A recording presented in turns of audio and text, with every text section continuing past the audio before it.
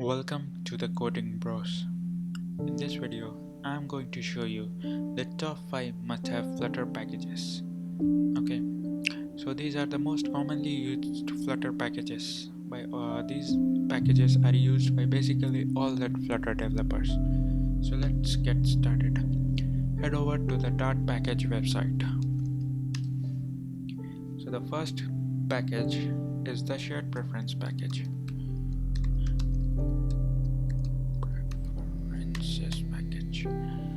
It's a Flutter favorite package.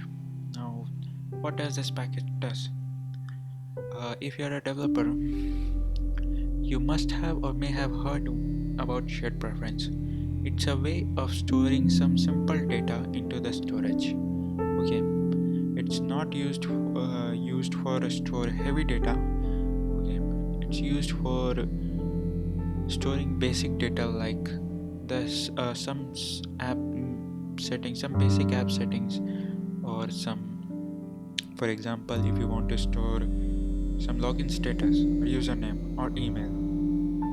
Okay, so for that cases you can use shared preference. If you are a game developer, you can use shared preference to store the volume, some settings, some score. Okay, some score you want to store. For that you can use shared preference. Okay, so it's a basic package and a must-have package, and I already have a tutorial about this. You can check out my previous videos. In that I have showed how to implement shared preference in your application. So the second library is the cached network image. Now what does this package do? This package, so for example, if you have an app which loads some image from the website or from the internet, what this library will do, this will store that image into the cache directory, and next time whenever you open the app or visit that image, this will load that image. This library will load that image from the cache directory, and it will not download that image from the internet. So this will help in reducing the use of the resources. Okay, it's a very commonly used package. It's used by many developers, and I'll be creating a tutorial on this very soon. So kindly subscribe to my channel. Now the third library, the third package is the path_provider package. It's also a Flutter favorite package. Now what does this package do? So if you want to store or if you want to download some files from the internet, some settings file from the internet for your app, you're required to store those files in a certain location. Okay, so this library will help you in finding the most commonly used locations on the file system where you can store your files. Okay, so like for example, here, get applications documents directory. This will return the path, okay, for the application documents directory. Okay, so where you can store the most commonly used files. Okay, so for example, if you are using shared preference or if you are using Hive, it's a advanced data storage package. I'll be creating a tutorials. I think it will require a series of tutorials, okay, on Hive. It's much faster than SQL database. If you want to store large amount of data in the app, okay, you can use Hive. It's a very good package, and it's better than shared preference or SQLite. Okay, so in that you will require this library, underscore provided to store the data. Okay, so this was the third package. Now heading to the fourth package, and that is the HTTP package. Now if your app requires some data from the internet, okay, if you want to make some requests to the internet or to a server or for some API, okay, you'll require a package to do so, and HTTP is the most commonly used package for that case. It's the most commonly used package in implementing the API request or for making API requests. Okay, it's very easy to implement. Okay, it's very easy to implement, and it's used by basically all the developers. It's the most commonly used library. Okay, I'll be very soon creating a tutorial on this. Okay, stay tuned. Now the fifth package.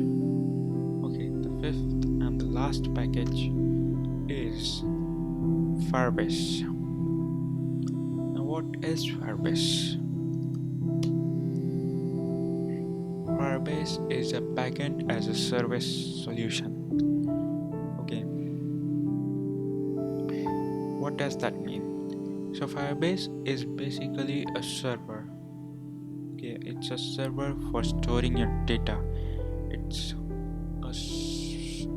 a data storage. It can be used to store your data or for authentication. Okay, it's like Firebase is your server, your API, and all your data store, all written so generically that you can modify it to suit most needs. Okay, Firebase can serve all your basic needs for which you require a server. Okay, so if you're using Firebase, you don't really require a server.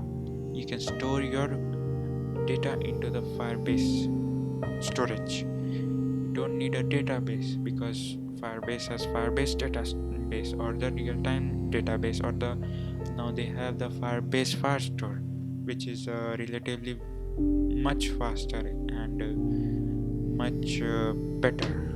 Now they have authentication by which you can create authentication using Facebook or Google or Twitter or Apple or GitHub or mobile authentication. Okay, let's head over to the Firebase website, firebase.com. Okay, so Firebase helps mobile and web app teams succeed. So build apps fast without managing infrastructure. Those are all managed by Firebase. So what does this has? Firebase Cloud Firestore. Store and sync app data at global scale. It has cloud function, it has authentication, it has hosting, it has cloud storage, real-time database, it has crash analytics, it has for performance monitoring, it has in-app messaging, it has cloud messaging, it has many other things. It's a must-have package if you don't want to invest in a server. They have a free tier you can use if you are at initial stage. You can use it's free for an initial stage, as you can see in the pricing section. Okay, they have a free Spark plan you can use to store that. It has 10k per month. So phone authentication. Okay, it has all other countries. It has a cloud Firestore. You can see the read writes. Okay, it will serve all your basic needs. If you are starting, if you are bootstrapping, if you don't have fund, if you don't have money, you can store all your things. You don't require a server. Very soon I'll be creating a series on Firebase because one video will not be enough on this. Will require some series. It's like it will be a series of videos on Firebase for Flutter. Okay, and for those of you who are still watching, who are still here, I have one more bonus package, and that is Google Fonts. Sometimes you may not be satisfied with the fonts which comes pre-installed with the Flutter package, or the Flutter with the pre-installed with Flutter. So in that case, you can use the Google Fonts to implement.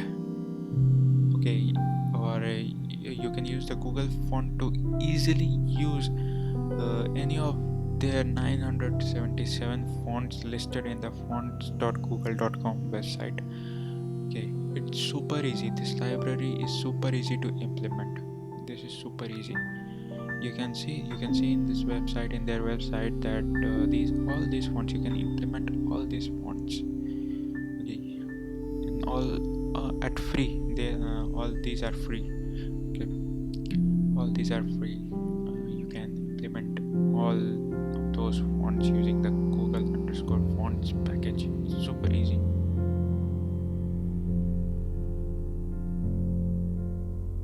It's super easy to implement. Okay, now, so those were the basic 6 must-have Flutter package. I told you about 5, but I gave you 6 a bonus package. Thanks for watching.